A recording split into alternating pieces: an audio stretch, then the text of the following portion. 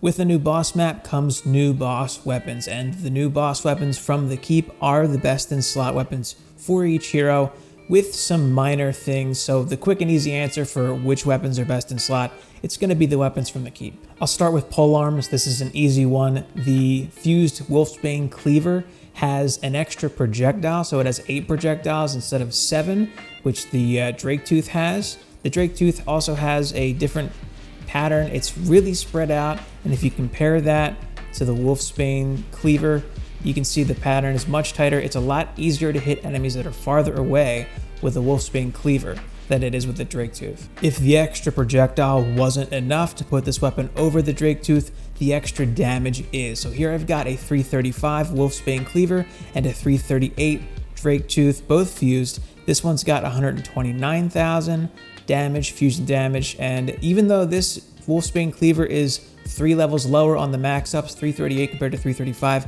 it's got 201.5k fusion damage, so the damage scaling alone is better straight up. Melee weapons are a little more interesting. There's 2 melee weapons that drop from the keep. We've got the Wolfsbane Claymore and the Wolfsbane Smasher. The Smasher is a slower attacking, harder hitting weapon, and the Claymore is a faster hitting weapon with lower damage, but higher attacks per second. So for this weapon, it kind of depends on what you're doing, but generally speaking, I'm going to say the Wolfsbane Claymore is the better option. 0.2 seconds for the attack rate versus 0.5. There's a lot of weapon effects like chance to irradiate that benefit from attacks per second because you want as many chances to apply that effect as quickly as possible. And if you're attacking twice per second versus 5 times per second, you're going to get more procs per second, per minute, or whatever. You're going to have a higher chance of proccing, chance to irradiate on a faster attack speed weapon. So generally speaking,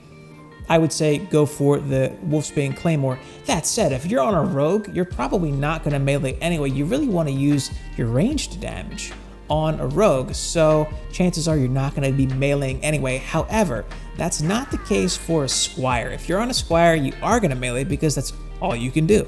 So then it depends on what you want. If you just want to proc your effects more often, if you just want to proc your irradiate, or if you want to proc your, say I've got a weapon here with, one of these has sunder. Here it is, 8% chance to sunder armor. So if you're just going for procs like this on a squire and you're going to be swinging your sword a whole bunch, you'd want something with a faster attack rate, so a claymore makes more sense. However, if you just want to go for big spin damage, that spin goes off of your damage per swing rather than damage per second. So if you're going for that spin to win on your squire, you would definitely want in that case to go for a smasher. Generally speaking, you can just treat the melee weapon on a rogue like a stat stick and go for whatever set and bonuses you want. Even if the bonuses are on the melee weapon, you can still apply them with the ranged weapon. For instance, I have sunder armor here on my melee weapon, but if I use ranged attacks, you can see here the dummy's got the sunder armor symbol, so I am in fact applying sunder armor with my ranged weapon, even though it's on my sword. Just use his melee weapon as a stat stick. The Wolfsbane Sniper is the bow that comes from the keep. This is going to be better than a Dragoon, generally speaking. I mean, even these two here were 1 max upgrade apart, 361 versus 360, and the DPS on the Wolfsbane, 1.319 million DPS versus this Dragoon at 1.148. Now, 0.32 is the fastest attack rate that I have found personally. Maybe it can roll faster. If it can roll at 0.2 or something, maybe it'll be better, but I haven't been able to find one that's better. Either way, the Dragoon is still going to be limited in terms of its max range, so it's not going to be as good of a weapon for, say, sniping copters really far away, or DPSing a boss from across the map, something like that. And the Wolfsbane Sniper, this also pierces targets, so it'll shoot through, and see, here I'm hitting both dummies. You can just slice through packs of enemies too. Overall, I'm gonna say even if you find a god tier Drake or god tier Dragoon, the Wolfsbane Sniper is just overall, I think it's more practical. Last but not least, can't forget about the Apprentice, the Wolfsbane Torch. It's got 3 projectiles, but it deals splash damage. Here I'm not even hitting the dummies, but they're still taking damage from the splash. If you're doing damage on an Apprentice, you're probably not trying to kill a boss or something like that. You probably just want to proc an effect like maybe you want to trigger a genie or you want to proc the effects on the weapon.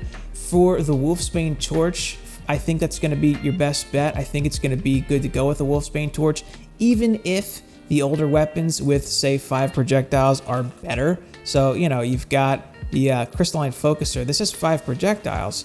It's even if it's more DPS, which it appears not to be, you are not really going for maximum damage on an Apprentice anyway. You're probably trying to trigger something. So odds are the Wolfsbane Torch is still going to be your best bet for a weapon on an Apprentice. So we can get into bonuses and sets, but I'm going to say right off the bat, this is going to be like preference or play style. There may be a definitive one that's like maximum DPS, but you are going to have to do hundreds of runs, if not thousands, to get the perfect rolls on everything for the set you want, for the stat rolls, and the bonuses, just right off the bat. So what I'm going to say is it's much more practical to just take what you get and make the best of what you have. So I'm going to say easily these are going to be some bonuses that you'd want to see. Chance to Irradiate.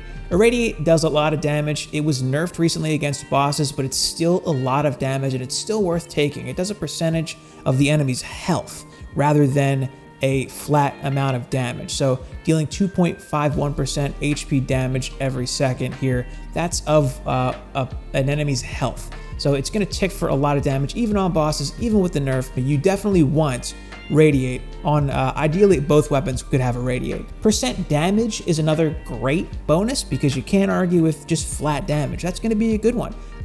Sunder Armor is an interesting one too that I've been enjoying. It's a chance to reduce the enemy's armor by, in this case, 8% for 4.6 seconds, and it stacks 3 times. So I've got the chance to, for 4 seconds or so, 4 or 5 seconds, reduce an enemy's armor by 24% total, 8, 16, 24. In this case, the numbers vary with rolls. It's all RNG and stuff. So I'm happy with these bonuses on my my rogue's weapons, even though it's a 334 roll for the sword and a 361 for the bow.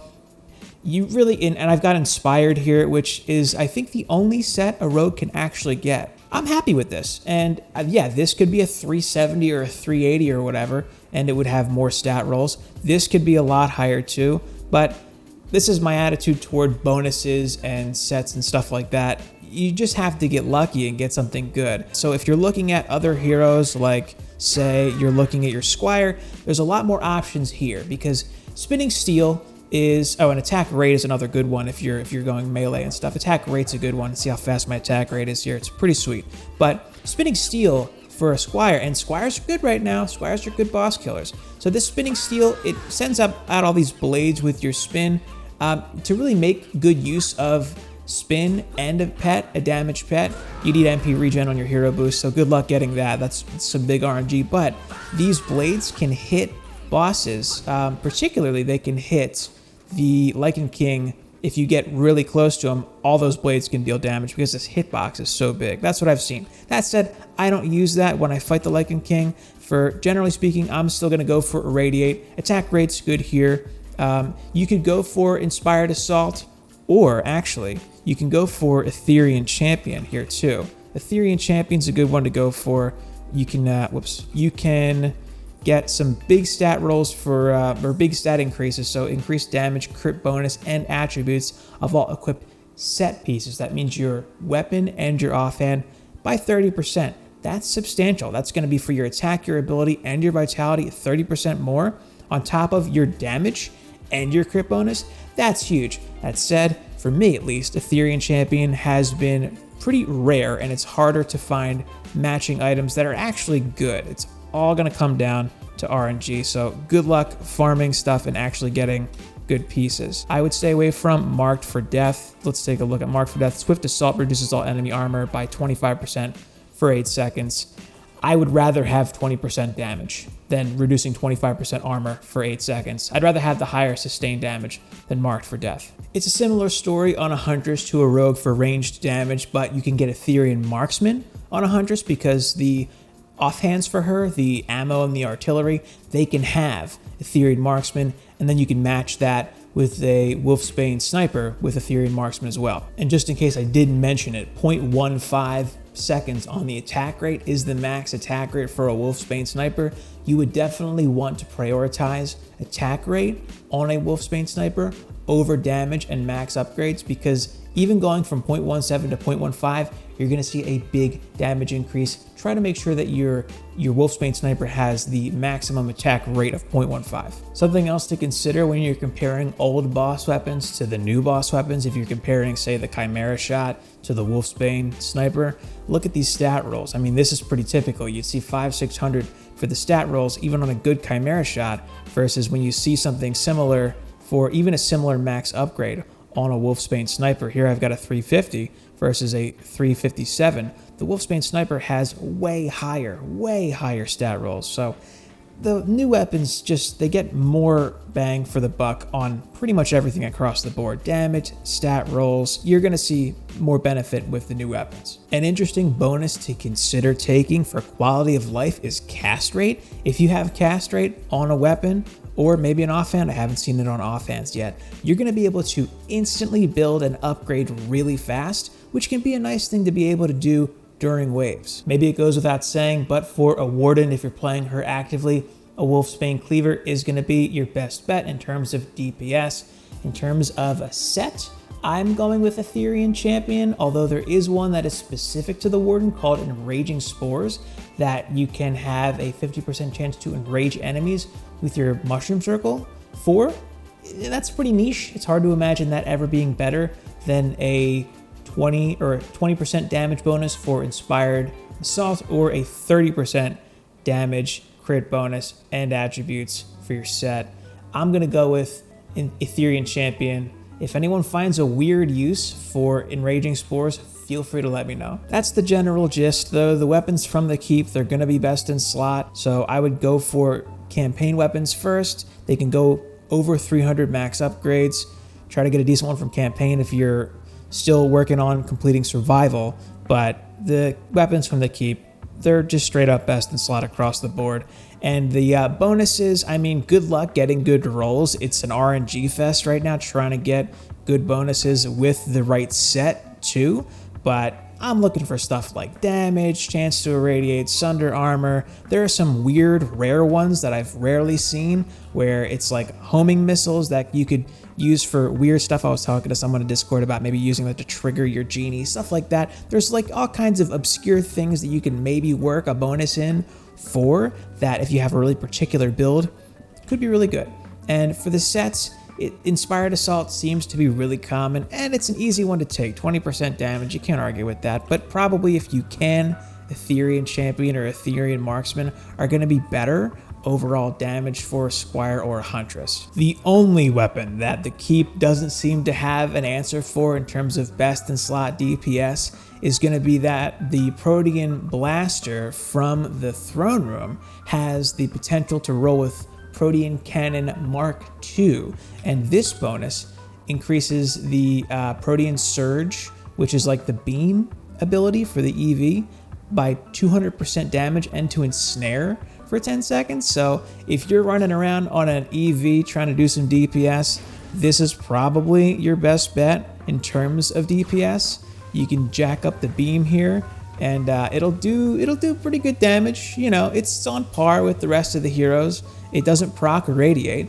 so that's kind of unfortunate, but you can do some damage with an EV if you get yourself Protean Mark II, Protean Cannon Mark II for this bonus. And then you want to pair it right now. You want to pair it with just a floor weapon that's got plus fusion damage. Right now, other boss weapons, I guess you could pair it with another Protean Cannon if you wanted to pair it with two of these, but plus fusion damage is a pretty big boost to your damage. Right now, boss weapons aren't rolling with that, so that's probably your best offhand weapon if you want to roll with the DPS EV. That's all I've got for weapons, sets, and bonuses right now. Happy farming. Good luck getting some good rolls on stuff, man. I've been trying to find more Sunder Armor weapons. This is the one and only that I have found so far. Homing attacks, I haven't found one. I found that once. Certain ones are super duper rare, so good luck. Happy farming. Any questions, comments, concerns, pro strats, feel free to leave them in the comments below. Thanks for watching.